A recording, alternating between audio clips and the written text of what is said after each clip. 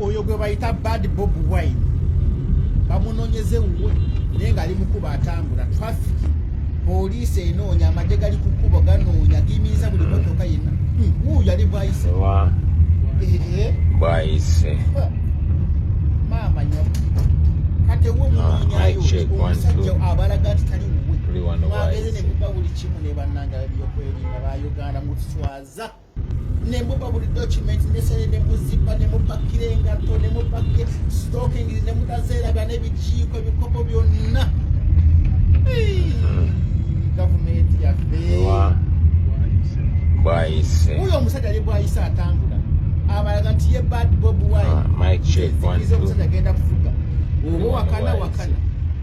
oba wakana wandika mu comment section nti owakana kubanga ono yetasoboka Kulo His Excellency Robert Kyagulanyi Ssentamu aka Bobi Wine nga bakyamunoonya bakyamuwenja bakyayigero tubadde tukyali awepo nti ali bwayise kakati abamunoonya ndowooza mugenzi okukizuula nti alina bwayise kati nga ndowooza yatuuse n'eggulu bw'atyo yagamba nti ajja kufuuka mobile mpaka kubanga kati amaka ge baagasalako kati talina wagenda talina wadda yeetooloolera mu bantu bw'atyo obulamu ne butambula yeekubidde enduulu olunaku olwaleero mu birabye yapositinze nti abasajja balemedde wakaawe era essaawa yakakati nti amaka baageefuga galinga agaabwe ffe tubaawo era nja kusigala nga tukuwa updates bwe zityo nga wezigenda mu maaso ate munange wabaddewo akabenje olunaku olwaleero era ng'abantu 3 bafiiriddewo mbulaga mu bantu 3 bano bafiiriddewo akabenje kano nti abantu bano babadde bava Kiwoko nga badda e Kampala wempuliddeko era nti babadde batambulira mu mmotoka ekika kya drone naye nti etuuse n'eremererwa omugoba waayo neba nga etomera ekiroole bwenyi ku bwenyi okukakana nga 3 bafiiriddewo mbulaga era mu 3 bano kwe kuli mwana muwala oyo gwolaba amanyikiddwa nga Joy abasinga obungi ku TikTok era mubadde mumanyi era nga kigambibwa nti mwana muwala Joy ono abadde yakamaliza okusoma wali Enkumba University era mwe mubadde ne mwana mulenzi oyo gwolaba gyetegeddeko nti ye Nathan era nga ategeddeko nti mutabani w'omugenzi Nathan Bisamunyu nti Nathan Bisamunyu ono mbu yaliko Deputy Speaker wa Parliament y'eggwanga Uganda era nga yaliko Member of Parliament Kigezi East. Kitalo nnyo era kitalo ddala tweyongera okuba nga tusabira ab'enganda n'emikwano era tusabire n'abagenzi mukama abenga abawe ekiwumulo ekirungi nga tuvuddeko era nga tweyongerayo mu mawulire ag'enjawulo mpolampola wendina okuba nga kutuusaako gonagona nga we gali omukulu Nobert Mao avuddeyo naye okuba nga akonda eminga ebikolwa ebigenda mu maaso mu maka ga His Excellency Robert Kyagulanyi Ssentamu bazingako amaka ga Robert Kyagulanyi ne balumba mukyala we ne bamutulugunya era nawulidde nti abantu abajja okumulaba tebabakiriza kuyingira ebyo byensomye mu mateeka ga Uganda ebintu ng'ebyo tulina okubivumirira. Lwaki okkiriza omuntu okwewandiisa okwesimbawo ku bwa pulezidenti ate n'omulemesa obulamu bwe bwonna tulina okukola kyonna ekisoboka okulaba nga tugoberera amateeka agaliwo. Simanyi mu abanamawulire babakkiriza okutuukayo kuba sinalaba munamawulire yenna nga aleta images eziva mu maka ga Robert Kyagulanyi naye nga ekintu ekyo tuteeka okukiyingiramu tulabe nga embeera eddawo eri nnomo kuba candidate ali omu toyinza kuyingiza mu famire ekyogaana abantu ogenda okuyingira mu maka ga Robert Kyagulanyi oba kubatwalira emmere n'okutulugunya mukyala we. Ebyo byonna bintu bikyamu nnyo, tulina okubivumirira, bimenya n'amateeka ga Uganda. Atuvuddewo era nga tweyongerayo mu mawulire ag'enjawulo. Mujjukira nti omulundi ogwasookera ddala okubanga balumba amaka ga His Excellency Robert Kyagulanyi Ssentamu n'alyoka adduka nga bannaddiini beesitula mu bungi ne bajja, naye onaabuuzizza baali baleese bubaka ki? Ye abange okuva olwo ebigenda mu maaso kati tebabiraba. Njagala owulire obubaka Museveni bwe yali atisse bannaddiini abaagenda ewa President Kyagulanyi Ssentamu. Eyakulembera abasajja bano bannaddiini okugenda ewa His Excellency Robert Kyagulanyi Ssentamu, ndowooza akasente ke baamuwa bamugamba nga tekakola, omusajja mugambe, omusajja nga tetuwulira, omusajja nga tanyega, omusajja nga atubuze, kubanga His Excellency ekituufu yabula gavumenti ya Museveni. Olw'ensonga abannansi be bamulina, tasobola kumufuna nga abannansi bamulina. Kaakati obubaka basazeewo babuyise mu church bugende direct eri His Excellency Robert Kyagulanyi Ssentamu. Tapinga David Lewis Bibongoya abere ku VDN, tapinga Joel Senyonyi abere ku VDN, honorable bonna mubatapinga. Buli komenti mukulembeze wa NUP mutapinga, mwenna abanankyukakyuka muwulirize message eno. Ono omusajja ng'awa side kwayimiridde, endowooza ya bannaddiini kwe bayimiridde nga bwe beesula okugenda mu maka ga His Excellency Robert Kyagulanyi Ssentamu. Wuliriza. Winning power without peace is not victory. Wuliriza bulungi. Akugambye nti winning power without peace is not victory. Allahumma salli. Bano abasajja boolaba bano abasajja tebakkiririza na mukalulu. Ono omwami yali agenze mu maka ga President Kyagulanyi kumugamba nti ne bw'obanga owangudde, kituufu tukimanyi nti wawangudde, naye okuwangulako tekugenda kuleeta mirembe mu ggwanga.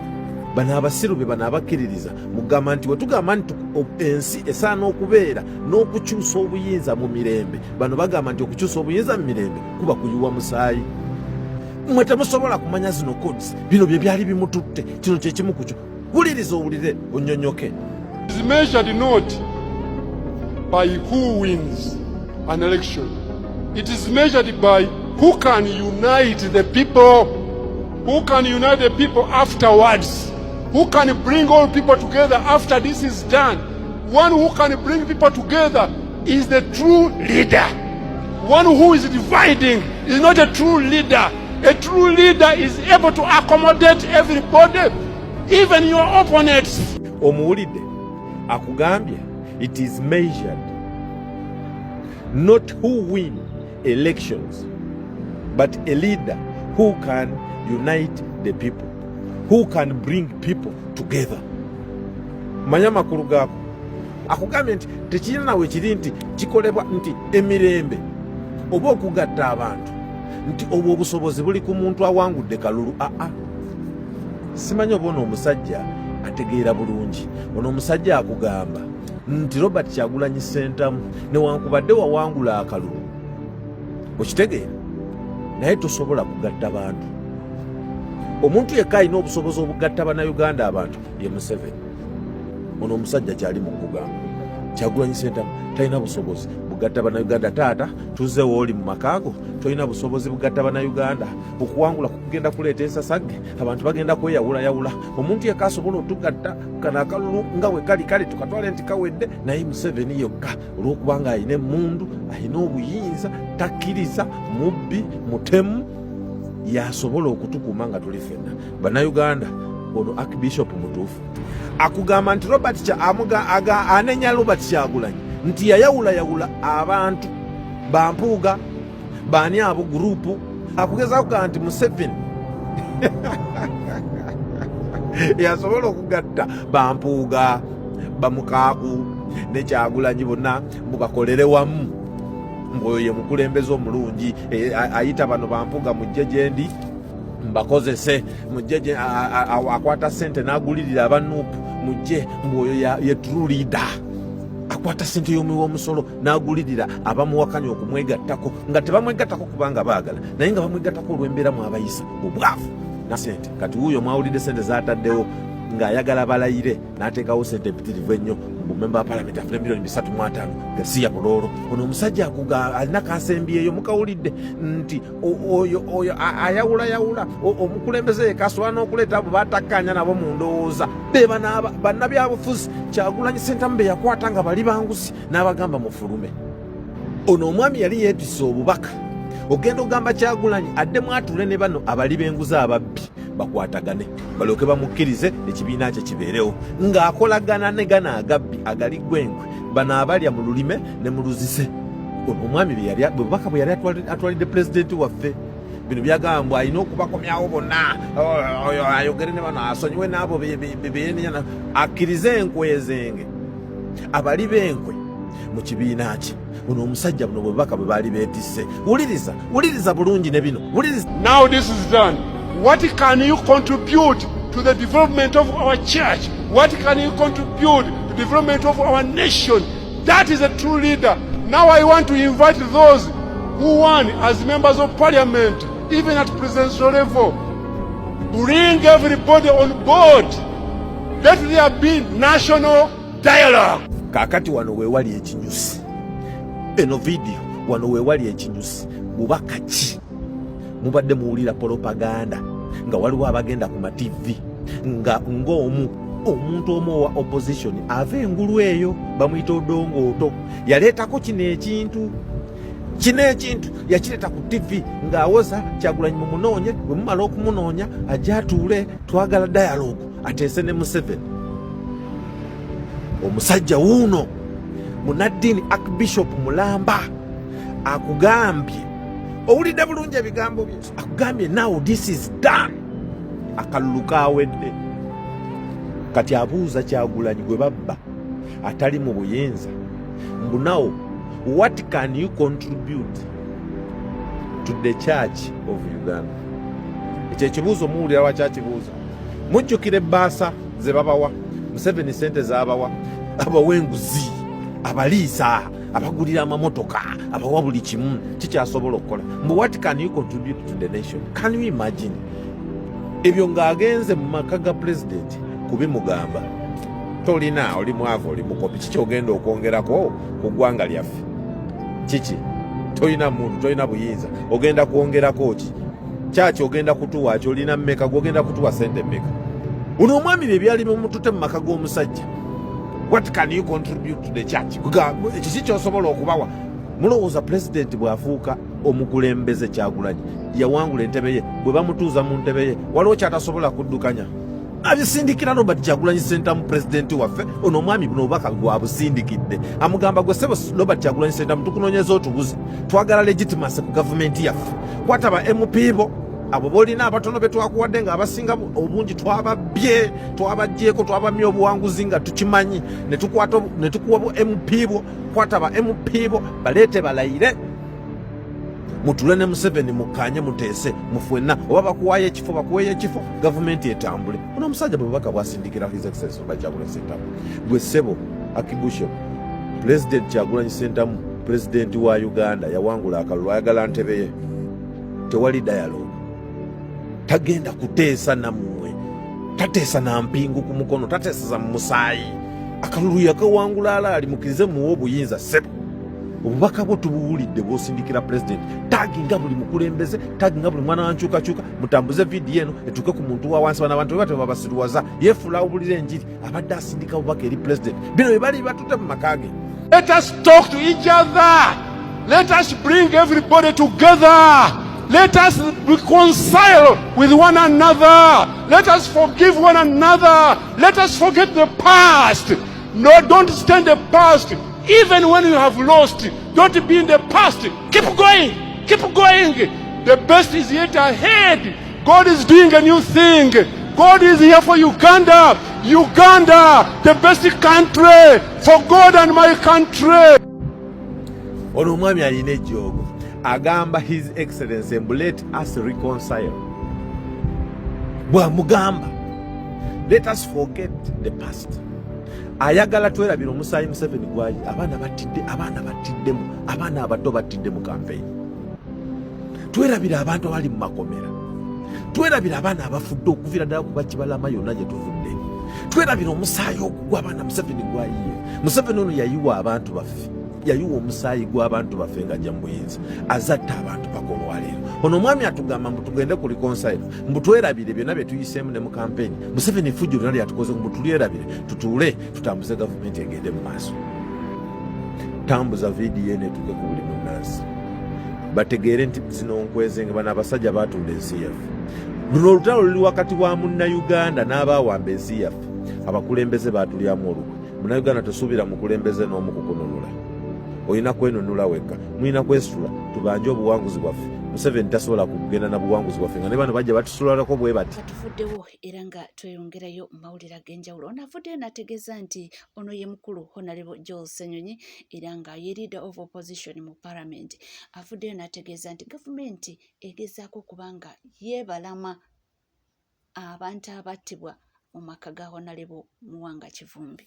Nti gavumenti egezaako okwewala ensonga ey'abantu be batta, abantu abattibwa abasirikale. Kubanga mu maka ga Honorable Muwanga Kivumbi yali akuŋŋaanya DRFOM. Ffenna abeesimbyewo twali tulina ba agents ab'enjawulo. Kaakati ba agents ng'obabuulirawo bagenda okusanga bakuwe DRFOM ezo, ogende nazo ku talisenda togenda ng'owuuba ngalo, ogendayo ne DRFOM. Kati buli omu yali afuna wazikuŋŋaanyiza, abamu batula mu ofiisi ye, omulala ng'alina abalindira mu mmotoka Samoya, abalala nti kati muzinsanzise ewaka tuzikuŋŋaanye. Kakati ba agents be baleese DRFOM ze ewaka ewuwe, si mu luguudo si mu katale, ewaka ewuwe. Azikuŋŋaanyiza yeeteekateeka okugenda ku ttali senta ng'ali nazo. Amagye ne poliisi kwe kulumba ne bakuba amasasi ne batta abantu. Kaakati gavumenti tugirumiriza kubanga yatta abantu.